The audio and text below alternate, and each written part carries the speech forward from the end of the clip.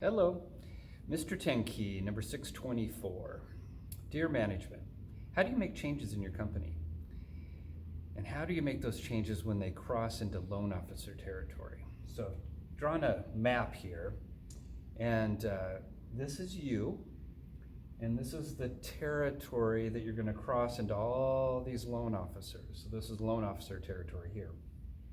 And here's the changes that I think you're trying to make. And here's just a couple examples.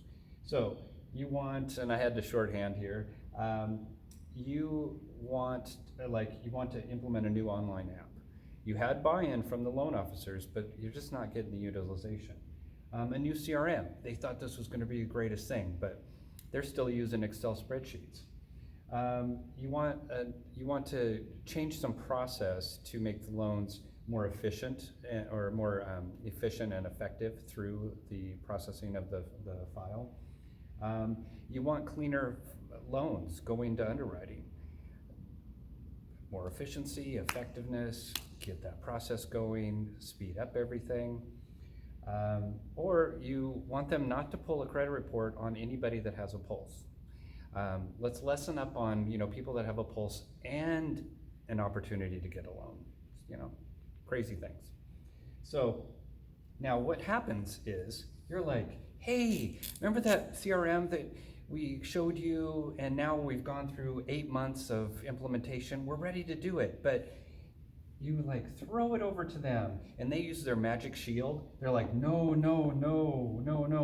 Those Excel spreadsheets, I don't want to change my system. I don't want to do that. Well, you've shown them, but yet, then they no, shield, bang, no new CRM. I don't want to use it. It's too clumsy. I don't want to learn it. I'm too old, blah, blah, blah.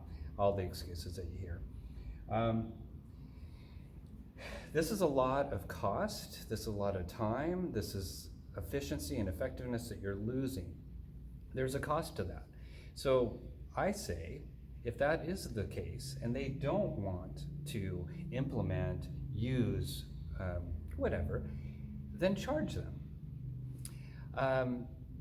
Charge them for the inefficiency. Charge them for the, and make that known that you are doing this. That you could be selling lower rates as a company if everybody would get on board with these things and become more efficient. And this is stuff you had buy-in from them. So it's not like you just threw this at them and, hey, use it. This is stuff that you were like, hey, this is what we want. We're thinking, are you okay with it? And there was that initial buy-in. But habits are hard to break. You can do this. There's many ways to do this, and I'm not going to go through all the differences. But I do have a book here. I don't know if you've seen. I wrote a book on the industry. Kind of has some insight in there, or just give me a call. Anyways, you can change, lower their commission. If they're not as effective as the next person down the line, then why should they be getting the commission rates that they are? And if you have a good control on your costs, that the loan officers are, their cost to you, and the money being generated from that, it's not a hard task. Just go talk to people in accounting. Show them that they're going to have to charge higher rates because of this inefficiency and ineffectiveness. Lower their files in priority. Maybe they don't get all the concessions that they want for the competition down the street that's fighting on their file.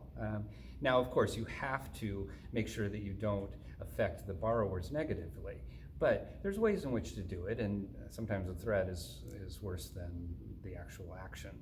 But that's what you do. Focus on trying to, I guess it's the whole carrot and the stick thing, and there's lots of opportunity to do that.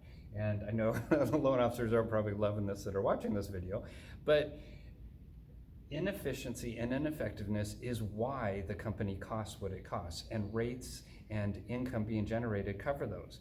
So the more costs you have in your back office, the higher rates a company has to charge. You got to feed the engine. Make the engine more efficient, and you don't have to feed it so hard. My couple pennies.